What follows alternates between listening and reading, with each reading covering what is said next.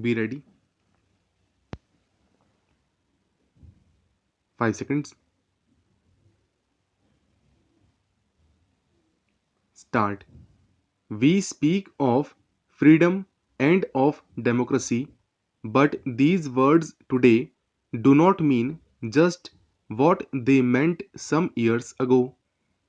For instance, when the word democracy first came into being, it did not mean that everybody had the right. It meant that there were a few privileged people who had the right and the vast majority of people who did not.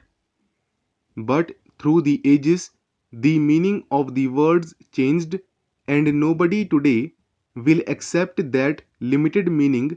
And today, all the protest movements in the world are because some group or the other feels that those people, whether they are black or brown, whether they are women or young people, are not enjoying their rights which should be there under democracy. This is why these protest movements begin and gather strength. So, in India, we are trying to evolve a way in which we can change the society so that little by little those who have been underprivileged through the ages are able to be equal citizens.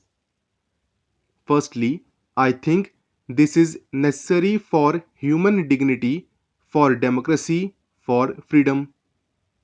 But apart from that, from the very practical point of view, it is equally important because if it does not happen, then there will be tension and nobody will be able to prosper and will not have the kind of stable society in which there can be economic progress.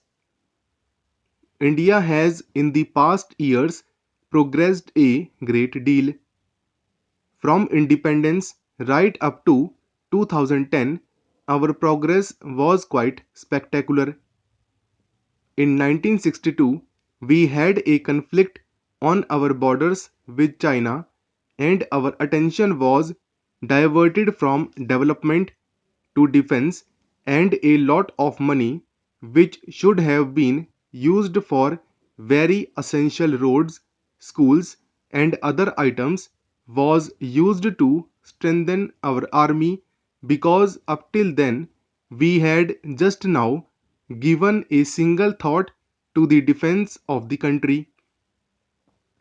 In 1965, we had another conflict, this time with Pakistan, and we had barely recovered from this heavy expenditure.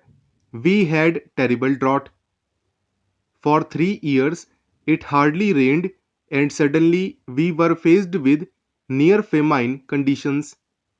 But it speaks of the courage and endurance of the people and their will to cooperate that even though the situation was so dark, we were able to prevent death through famine and are grateful for the help that we received.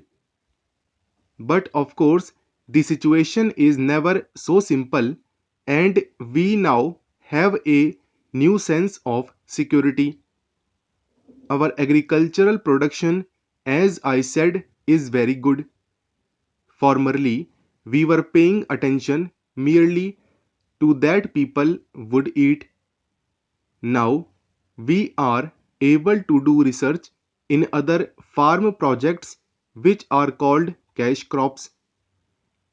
In industry also, our production has trebled. The number of children going to school is now very much greater, about 180 million. Our experience has been that every problem solved means a set of new problems, sometimes the same in different shape and sometimes quite different one.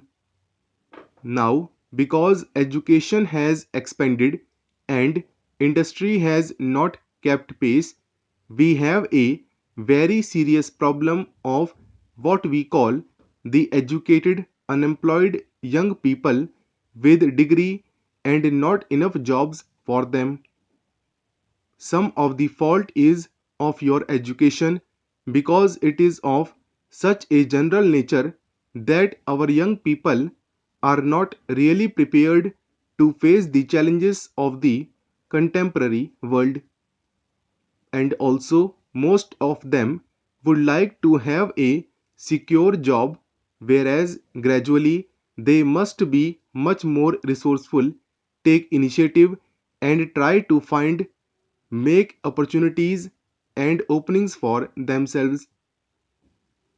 Today, we sometimes have many areas where there is shortage of teachers, of doctors, and even of engineers, and at the same time, there are engineers, doctors, and teachers who are unemployed because many of our young people do not want to go to the villages or to the mountains or to the forest areas.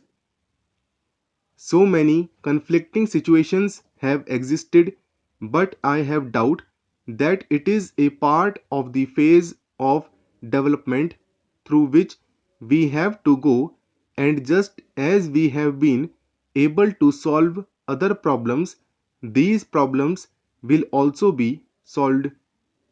So far as employment is concerned, we have what we call crash programs, that is, we give up top priority to certain schemes.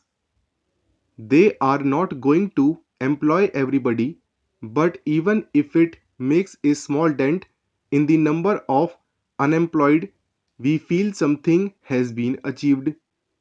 So, India is going ahead in every direction.